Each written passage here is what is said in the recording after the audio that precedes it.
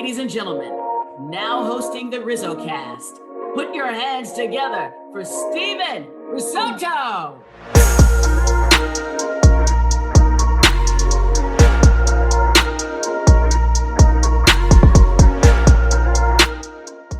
All right, we are back with another baseball fan who is entered into the room and is willing to share his story of how he became a baseball fan. It is Ben Berman. Ben joins us on Rizzocast. Ben from San Francisco. Ben, how you doing? I'm doing good, Steven. How you doing? I'm doing pretty awesome, and I appreciate you coming on and taking the time. For sure. So I've been asking, all these baseball fans. It's been a lot of fun. Got to know a lot of fans on how they got involved in the game and how they became a fan and how they, maybe grown up watching it or caught on a little bit late. Everybody kind of has that one common, moment or player. We're going to get into all of that. But my first question that I want to ask you, Ben, is how did you get into the game? When did you kind of start first noticing baseball? I would say my fandom technically does go back kind of to the day I was born. I grew up here in San Francisco, and my dad is an absolute fanatic about the Giants. He always told me stories about when I was just like 2 years old, sitting on his lap, listening to the heartbreaking Giants loss to the Angels. And obviously, I don't remember that, but it's kind of hard for me to identify when exactly I became a fan because it was always just kind of an integral part of my identity in a way. Yeah, 2002. I was 6 months old when the Giants lost to the Angels. So, if you want to feel old, Ben, and I probably just did it right there. And what kind of separates baseball from some of the other sports? Because I know basketball is really marketable and a lot of people are following it. Football, of course, has overtaken probably basketball as well as kind of the top sport in terms of viewership. What kind of separates baseball from those other two sports? For me, I don't know. I've always seen baseball as definitely unique. A lot of my friends these days are, as you just said, much more into basketball and football. They kind of clown me for being into baseball, which they perceive as boring or whatever. But to me, it's very comforting. There's so many games over the summer. I have that connection with my dad. We still bond and connect over baseball every single day. And it's very comforting. There's a sense of nostalgia to it. You get to know every single player over the course of this season. I really feel like my life is based around the Giants during baseball season in a weird way. And what are those conversations like with you and Pop? Do you guys like talk after every game? Is it like, do you watch the games together? Take me through that kind of father-son relationship. Yeah, pretty much pretty much everything. He's definitely an old school fan. He really likes to get attached to the players. Just he has his favorites from growing up. He has his favorites now. But I've definitely introduced him more to the world of analytics and the modern game, and we're definitely kind of connecting over our different sides of baseball fandom. It's definitely a multi-generational thing in my family. My grandpa was an old school New York Yankees, old school Giants fan actually, and then they broke his heart, they moved away. So yeah, my family grew up on the Yankees and the Giants. So does your dad like this? Is he like, when you try and teach him the analytics, is he like accepting of them, or is it like trying to talk to a brick wall? What is that conversation like? I mean, find me a Giants fan who is not kind of sold on the analytics after last. Analytics fueled baseball, contributions from guys that no one could have thought possible.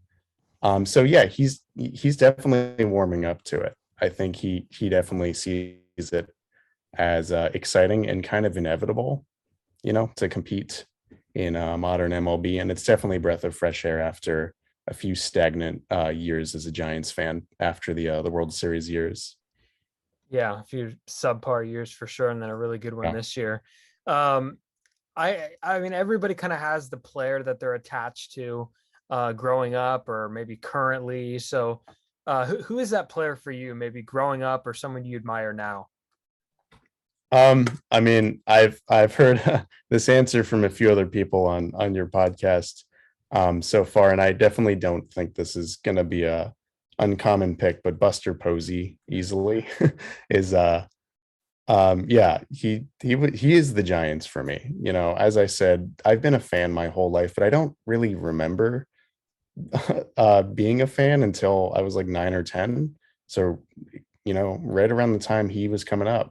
And I very vividly remember becoming a fan extremely fast. He was called up, he replaced Benji Molina, who I was a huge fan of for some reason as like a little 9-year-old. And I was really upset. I was like, who is this guy? Because I didn't understand it. But you know, he won me over as rookie of the year, World Series hero, and it felt like I was kind of growing up with him. Obviously, I don't have to mention his accolades. He's a great player, and it's and Yeah, the accolades kind of speak for themselves, huh? I mean, did you imagine that he would kind of turn into like that borderline, or maybe I guess I think he's in, but a lot of people see him as a borderline candidate. Did you imagine he'd turn into just a superstar like that? um, I definitely I was on the Buster Posey hype train the whole way. I think it is well deserved. I also I think he's definitely borderline Hall of Famer. Hopefully he gets in. We'll see. I think he's well deserving though. Yeah, no, I think he's in, but I think a lot of people that say he's borderline. I think you just have to compare him to, because there's a motorcycle absolutely flying down the street. Um, Hope that the audio didn't pick that up. No, but you know, everybody's kind of comparing him to different catchers in the game, and it's definitely going to be interesting to see him, and especially Yadier Molina too, who will appear on the ballot 1 year after he does. Um, and you probably expect these next two questions coming here. I want to ask your favorite baseball movie, because I've gotten kind of an interesting amount of answers here and an interesting variety of answers here. So what is Ben Berman's favorite baseball movie? There's a lot to choose from, so pick from the basket if you may. Right, for sure. I definitely a classic answer. I love Field of Dreams. It was definitely a movie that I just did not get as a kid. I think it kind of ages very well as you grow up. I think, when I was a kid, I just saw it as really cheesy and I could not relate to it because I was a kid from SF and it was about, you know, resurrecting, baseball ghosts in Iowa. But, just the ending with, you know, just the connection between father and son and the whole concept of nostalgia is just that is why I love baseball. And it really does get me. It gets me every time. So I probably have to go with Field of Dreams as the all-time answer. But a movie that I don't really hear a lot of people talking about is 42 with Chadwick Boseman. I love that movie. I think it's really good. Straightforward, historically accurate biopics. I think they can be a little bit dry. I think Moneyball is a good movie, but I can understand why it's a little, you need to really be into baseball to get engrossed in it. But I think 42 is just, it's amazing. Chadwick Boseman's performance in that is just legendary. And no doubt about it, he did a great job in that one. And Moneyball, I know a lot of the criticism that Moneyball gets is because I read the book probably a few years ago, and it's nothing like the movie. It's like not polar opposites, but it's as close to polar opposite as you could get without being polar opposite. So it doesn't mention the pitching, it doesn't mention the draft that the A's had that year. There's a few other interesting tidbits, but no, Field of Dreams. I want to get your take on when you watched the White Sox and the Yankees play in Iowa at the Field of Dreams location. Did you happen to see the the players walking out of the cornfield. I thought that was the coolest thing. Oh yeah, that was amazing. I am forever jealous of my baseball loving cousin who lives in South Dakota and actually was at the game. Oh wow. Yeah, that would have been so legendary to be at. But yeah, I loved watching it. I thought it was really, really well done by MLB. I think they nailed it. Yeah, MLB, who isn't really used to nailing stuff on the marketing Oh side yeah, of things, but they nailed that one. They nailed that one. That's a different conversation for a different day. Um, and also ballpark food is something that I like to ask people about. There tends to be a lot of variety of food that you would get at the ballpark. So I'm curious, what are you getting? What's your meal? What's your snacks? Tell me all about it. I am definitely a purist. I got to be honest about that. I'm the type of guy who is totally happy just going to the park and getting slice of pizza, and obviously at Oracle garlic fries. I don't really deviate from that. I kind of stick with that. um, that has been my go-to since I was a kid. Obviously, there are, the crazy crab sandwich is pretty good. It's ludicrously expensive, but it's a classic. But yeah, at Oracle Park, I honestly am not a huge food guy, which is interesting because I've been to a lot of other ballparks and I think they have amazing food. And I've really enjoyed trying. Like I had teriyaki chicken at Petco Park a few years back and like killer barbecue in Kansas City. But yeah, I don't know. I've yet to really explore the food at Oracle Park, and based off of just my impressions, like I'm more impressed with other ballparks in a weird way, just Mhm. because I think that's the type of food that I prefer. It's offered elsewhere. Yeah, sorry about it, but you sure as hell ain't getting barbecue in San Francisco. Oh The no, mag the yeah, magnitude. Well, you probably won't get it, period, but the magnitude of Kansas City, even if you do get it. So, good luck finding that. You have to travel a little bit for good barbecue and yeah. baseball combination. And then I guess to finish it off here, this is the big question and another kind of basket to pick out of. There's probably been some baseball moments along the way that you've remembered and have kept favorites on. So, what are kind of some of your favorite? I almost said Facebook. What are some of your favorite baseball moments that you've witnessed as a fan? Um, Number one has got to go to Matt Cain's perfect game, which I was in attendance for, which I find amazing to this day because there have only been like 21, 22 in the history of the game. And I was at one of them. And that is insane to me because that's not the kind of thing that you can plan for. It's not like going to a World Series game. It's not like seeing someone's debut or retirement. It's so random. And it was just a random, it was a really, I mean, it was a San Francisco summer. So really foggy, like Tuesday night in June of 2012. I was 11 years old. I went with my dad.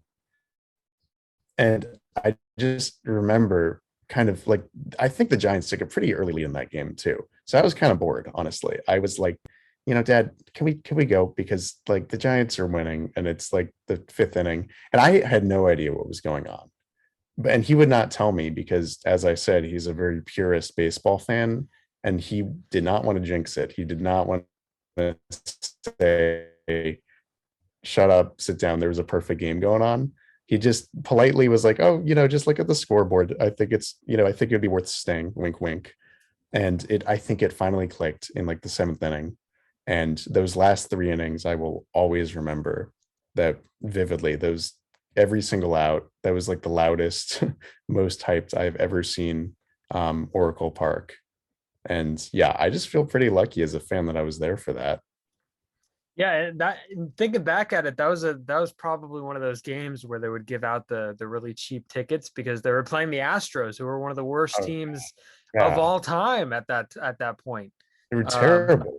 Terrible, yeah, 100% terrible. And they blew him out. They hit homers. I think Melky Cabrera hit homered, and um, I think Brandon Belt homered as well. I mean, it was definitely a big lead I think they had, and It's funny because I went to Lincecum's second no-hitter as a fan, and I remember not realizing what was going on until the seventh inning when I looked at the scoreboard. Because, during that time, it was very rare for Lincecum to be going into the seventh inning at all.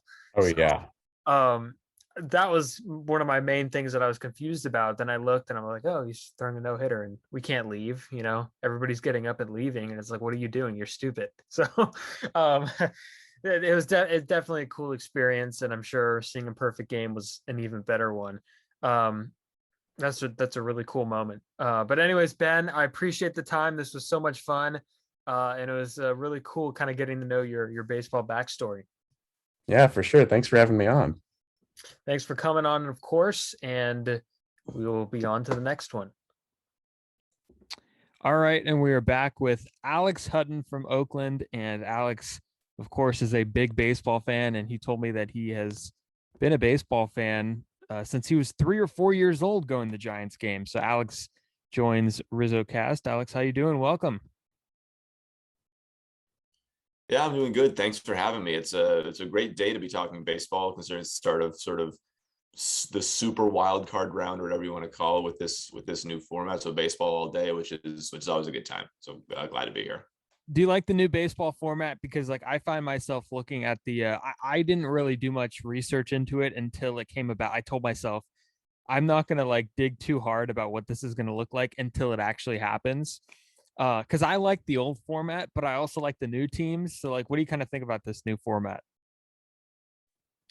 Yeah, I don't mind it. Baseball was already the sport with the least number of playoff teams out of the major sports. So to expand it out a little bit and allow more teams to kind of get that shot, I think is cool. I'm good with that.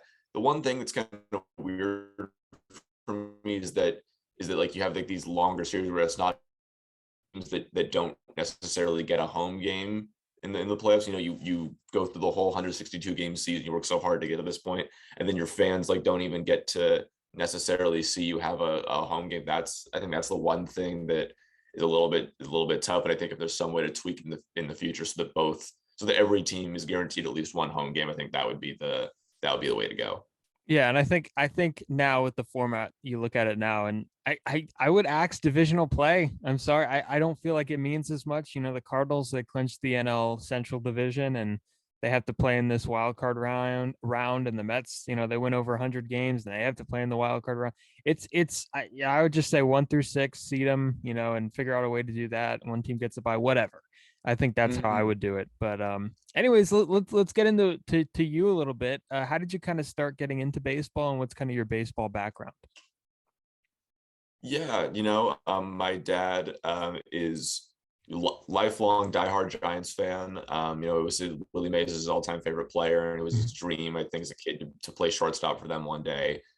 He's from New York actually, but he was always a Giants fan. I think he was born the year they moved to San Francisco, I want to say. But because of Willie Mays, he always just loved the Giants. And so then he sort of passed that down onto me.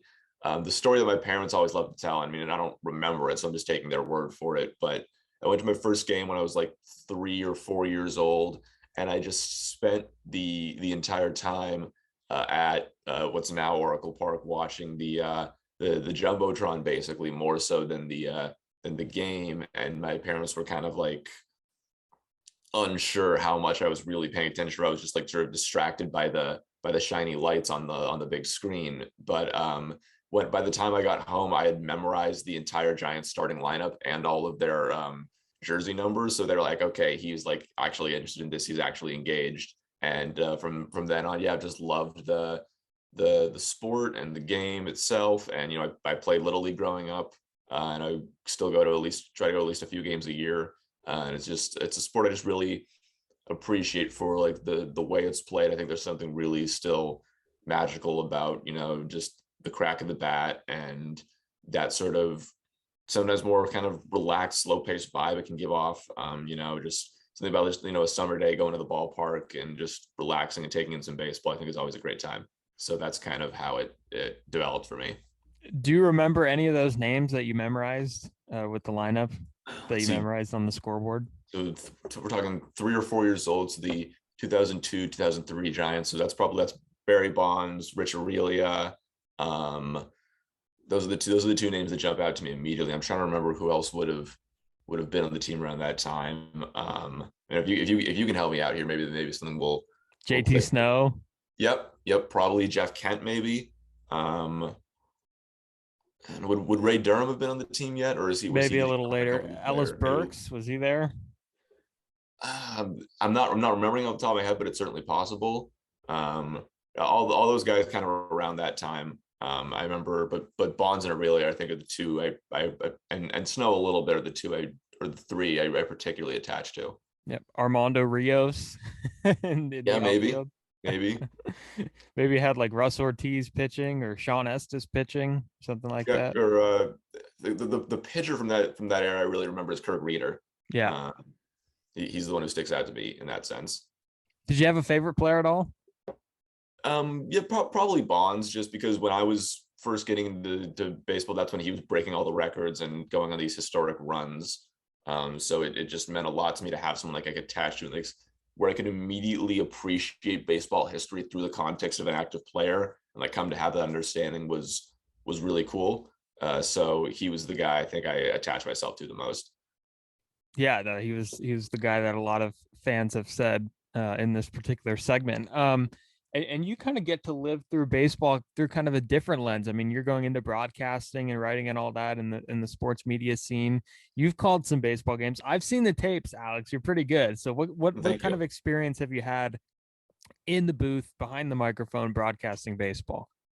Yeah, I've broadcast mostly for a couple different schools. I went to Loyola Marymount in Los Angeles for undergrad, and then got my graduate degree in journalism from Northwestern.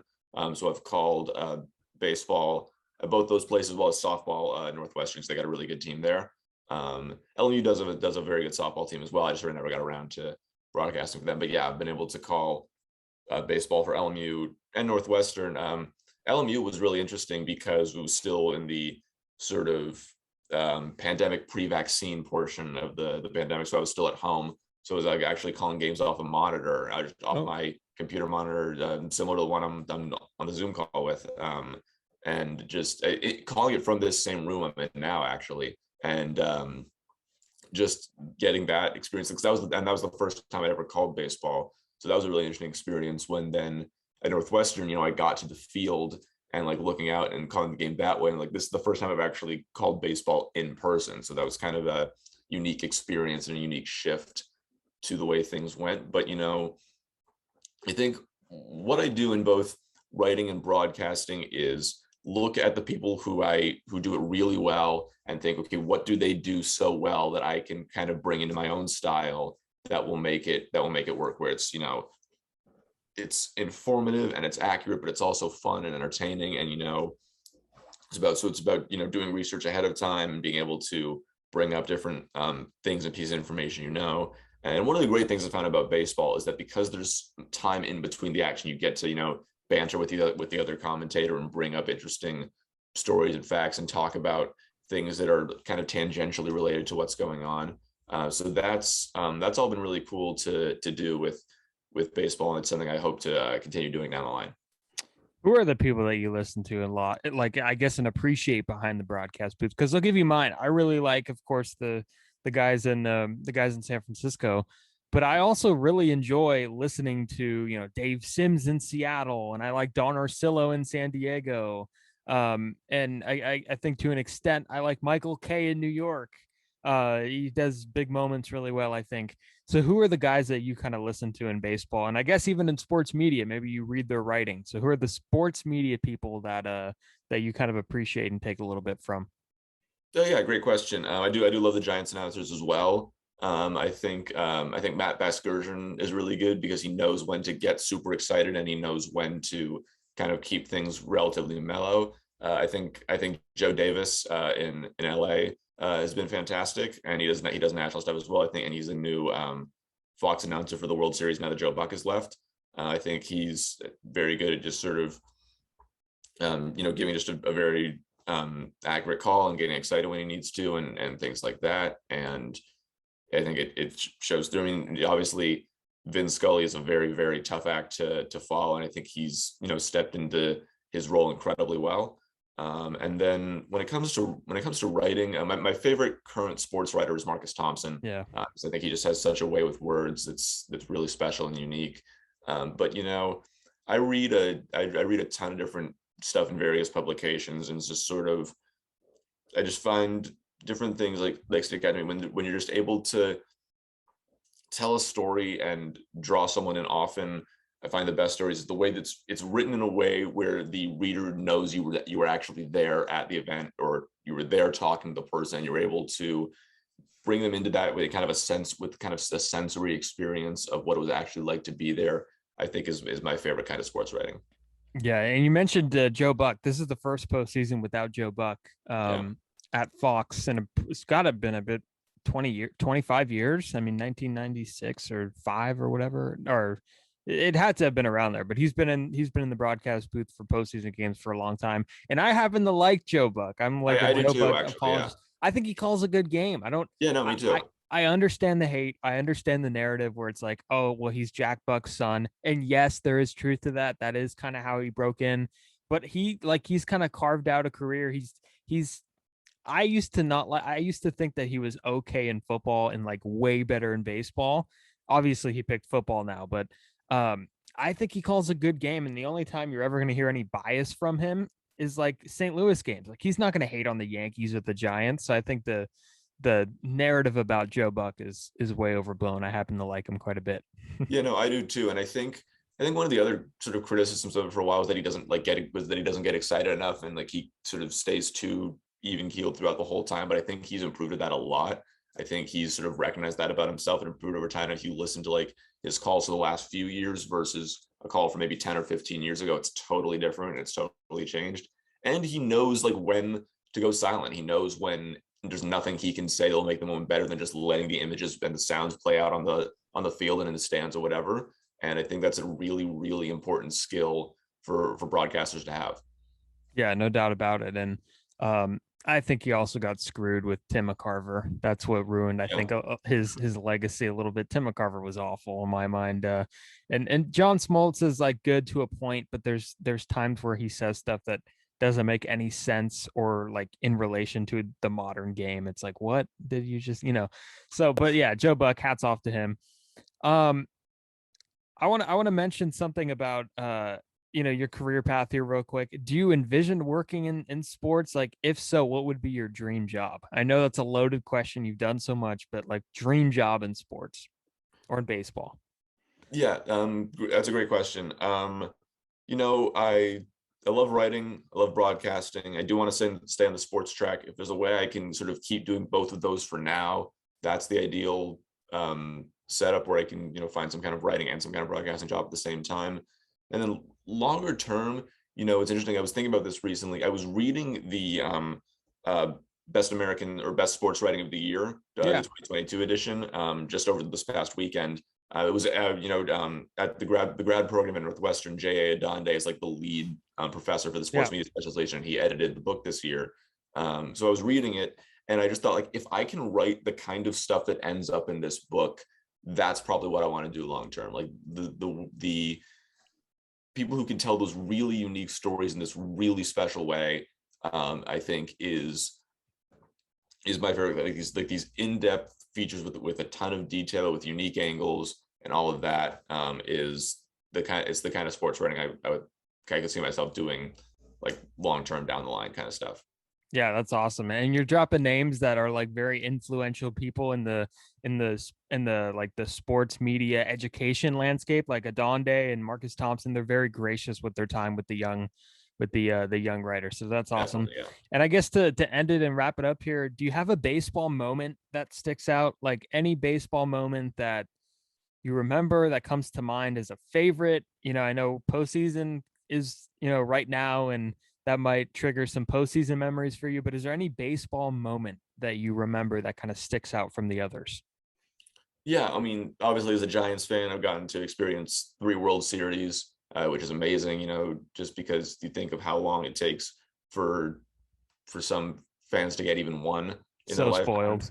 Yeah, and to have had 3 by the time I was 15 years old is pretty wild. But I guess the other sort of thing I'll talk about that's not related to that is when I was like 5 or 6 years old, I like got to sit like at like the lower level, like right behind home plate, kind of off to the and a little bit off to the side at an A's game actually.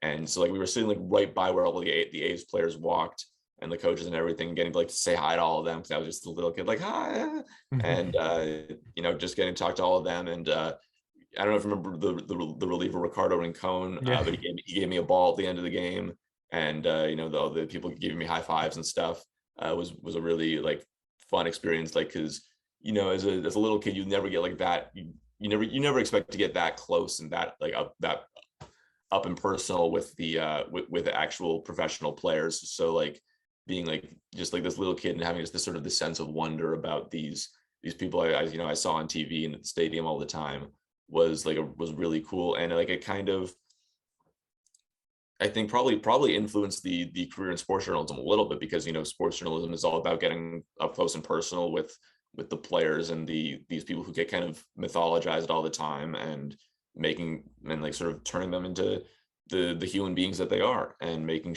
sure that you appreciate them and respect them in that sense, in addition to what they do on the field or on the court. So it was that was just, I remember that just being a really fun day, and just a really good time to kind of combine, you know, the baseball fan of my youth and what I'm trying to do now. That's awesome. And Ricardo Rincon, of course, is a famous Brad Pitt trade acquisition. So. Yes.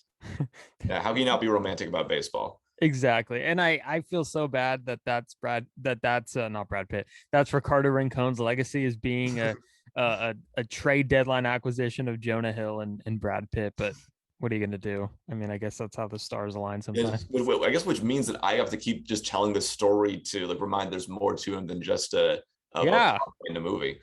You have like one of the second or third like Ricardo Rincon memories. You're one of the few people that has a Ricardo Rincon memory that isn't Moneyball.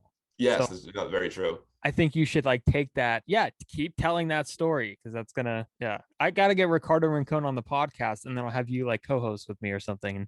I would love that. That'd be great. I'm gonna get on that right now. Okay, awesome.